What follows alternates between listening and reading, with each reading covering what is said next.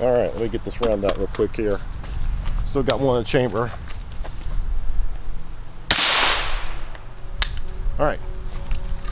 What's up, guys? Jake with T and Tactical. Coming to another special video, a little something different than we normally do on the channel. Today we are talking about my personal RECCE budget build that I've kind of thrown together for you. This is something that I kind of pieced together with some trades and some other stuff that I got over the years. I put this together because a lot of times when you hear about RECCE, you're supposed to think of a build that is for reconnaissance and it's going to actually suit multiple roles out here in the wilderness, much like the mountainside that we have here.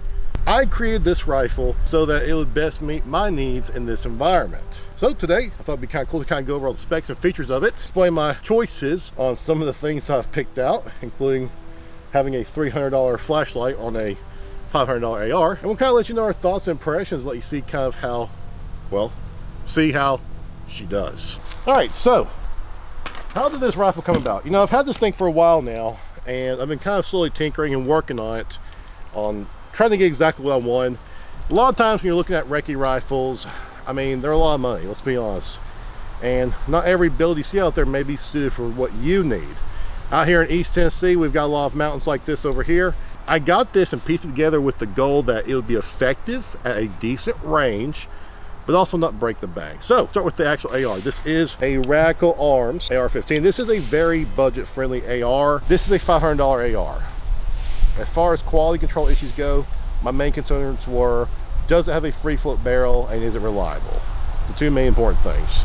Because free float obviously means it's going to be more accurate, hopefully. But also hope that the barrel itself is going to be decently accurate at a distance, but not break the bank. So what do you get with this actual AR? Out of the box, you get a bare bones AR. It did come with this handguard, but I had an issue like a lot of people do, and that is with the handguard coming loose and twisting. Now it doesn't do that anymore. Look here, as you can see, I actually, well, I kind of tightened the screws there a little bit too much where it bent the metal. But now she don't bend and twist no more. Now it actually stays in place. Highly important for accurate shooting. Now, with this being a RECCE rifle, I got a 16-inch barrel. Didn't want to go with anything shorter. To kind of help with that weight, I've got this sling. It's a cheap Hunt Fire brand is what it's called. Amazon sling. I think I paid like 30 bucks for it. It's got a lot of paracord to it. And it's actually connected through the back of the stock here that came with the Radical Arms AR. And this Sylvan Arms quick detach point here, which has the loop as well as a QD point right there as well, as you can see. I knew I wanted to get a good, decent optic. I went with the Arkin Optics EP8. It's a 1x8 optic that they had on sale at one point. Shout out to 704 Tactical for letting me know about that sale when it happened. I have shot with this scope on here quite a bit now for the past 6 months. I gotta say, it's really accurate and it's been really awesome. Very clear glass. It's a first focal plane optic, so that's also a very nice feature when you're zooming in. One downside to this optic is their scope mount. It's a 34mm scope mount. It's got 0 MOA cants to it. But we had a little problem here that we didn't notice until yesterday when I was filming some B-roll, and that is right here. There's a couple screws missing and it's loose. That's because the heads of these two screws actually stripped out. Now, I don't know when exactly that happened. It could have been yesterday. It could have been sometime when me and my dad were shooting a while back. There's a number of times we've taken this rifle out to kind of test it, so I couldn't tell exactly how it happened. I would hope that it didn't just happen from dropping or bumping into something, but that's a possibility too. The point I'm trying to make is, I'm happy with the scope. I'm very disappointed with the actual mount. Again, that being said though, we've been out here shooting even today, and it's still managing to hold 0 even with one functional scope ring there. So maybe we're lucky, I don't know.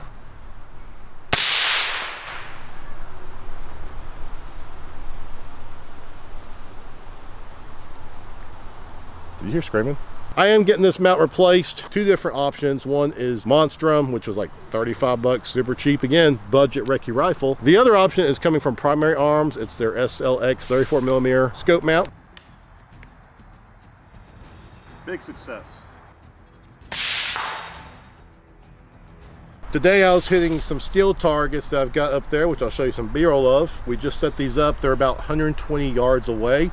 from down here at the table that we're shooting at. So far, it's been extremely accurate, about like within 1 or 2 inches from where I'm aiming. Of course, we only have one scope ring on here that's actually working, so I imagine if the other one was working, it'd be a little bit more consistent as well. But from as far as I can tell, and based on the past times I shot with me and my dad and other people, it seems to be pretty spawn consistent. With this being a recce rifle, I did want to have some sort of backup. A lot of times people do flip up iron sights at 45-degree angles. Chose to go with an RMR red dot here. It's the Zalissi Oak, so kind of a very low cost, high value, budget friendly red dot. We've of course beaten the piss out of this, and it's managed to hold up just fine. That's why it's got a little bit of dents and dings and scrapes and stuff on here, because of where we've been smacking around on our pistols and drop testing and stuff. Now the truth is, you could go with any RMR red dot. This is just one that I happen to have available to stick on here at the time, but it's held up just fine, so I don't see why changing it. It does have a UTG 45-degree angle mount for the red dot to sit on. I have even dropped this rifle a few times, and so far it's not actually had any wobble or any give to it. It's not bent, it's held just fine. The way I see it, it's a piece of metal. It's kind of hard to script as a plain piece of metal, not that it can't be done, but so far this one's held up just fine for me. It's always going to be for those close range shot that you might need to make that doesn't really require scope. Stuff that's like within like 20 yards or whatever. You know, you want to be able to just get up like this and aim and shoot as you need to. So that's the thought process, the theory, if you will, behind why I did that instead of irons. Yes, irons are going to be a little bit more rugged and durable, and they don't rely on a battery, but I figure it's 2024.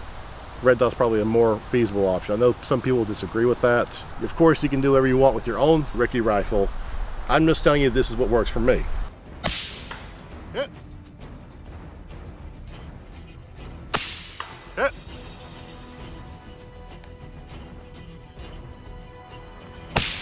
Hit.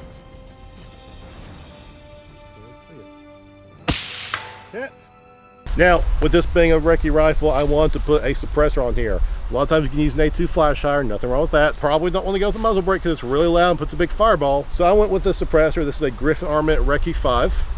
Does the job, gets it quiet. Is it hearing safe? No, by any means it's definitely not hearing safe, but it's going to kind of disguise where your sound signature is coming from. One thing that's going to stand out to you on this budget recce rifle build is going to be the light that I'm using. I'm using a Cloud Defensive Rain 2.0. This is like over $300 for this flashlight. It's got the nice little pressure pad on here, like that, toggle, as well as just pressure momentum there. This was not the original light that I was going to use on this build. I actually had a Streamlight, but I quickly realized because of the specs of this MOE rail that's on here, they did not come out enough for me to mount my Streamlight light directly to it. Like they just, it would not work. So I had to put a Magpul pick rail there and attach the Rain 2.0 directly to that.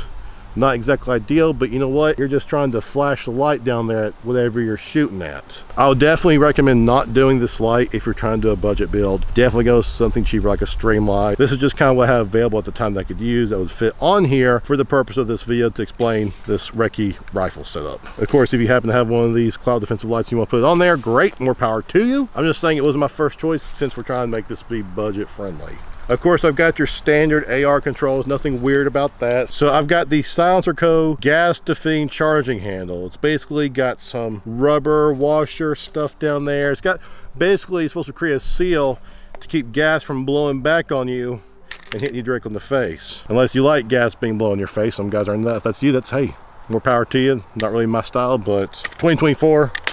We try to be inclusive here on Team Tactical. But anyways, that charging handle helps with the suppressor and keeps your face from being clean and not, well, not having gas blown out to you. Now, right here, we've got our Magpul grip here, vertical grip, 16-inch barrel, rifle, not a pistol, A-OK. I've got sort of up here in the front so that way I can grab it like this, almost like a semi-C-clamp there, and I can hit the buttons on the flashlight pressure pad. It also helps stabilize my aiming here so I can hit those Wendigos up there at the very top. Moving back here, I've got my Magpul grip. I tried a couple of different grips. This Magpul grip's got a little bit of rubber coating to it. I found it to be much more of an enjoyable experience for my pleasure. As far as the trigger inside goes, this is the CMC 3.5 pound drop-in trigger. I think I got for like $100. The gun's a bit dirty, so right now the trigger pull feels a little bit rougher than that, but I got to clean this thing. I've probably shot about 500 rounds to this AR, and the trigger is getting a little grimy, a little gunky. Everything else in this gun is pretty much stock. The bolt carrier stock, everything. This is how it came. I just threw a bunch of stuff on here, try to save money and build something that can shoot kind of far. So far, even with just having one scope ring in use, we're still able to hit the shots. I'll take it. Is 120 yards considered long range? Not really. I mean, it's not terribly long, but it's definitely not something you'd want to try to do with a red dot if you didn't have to. I do like it, because it will hit. It will reach. And on top of that, we're using some cheap, shitty nickel plated ammo too. Again, 120 yards, not the furthest shots. I should still be able to hit it. I think these factors are just kind of getting in the way of me doing better. And maybe I just suck.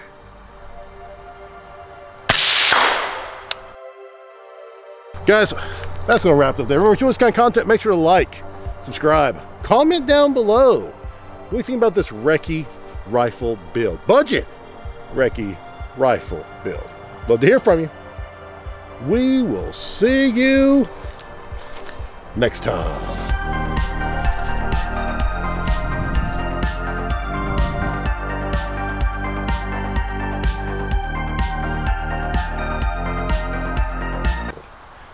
I know some people disagree. Oh shit, there's a yellow jacket. Oh shit! It's trying to get me. Shit. Shit! Why is it? Stop it! Stop. Why?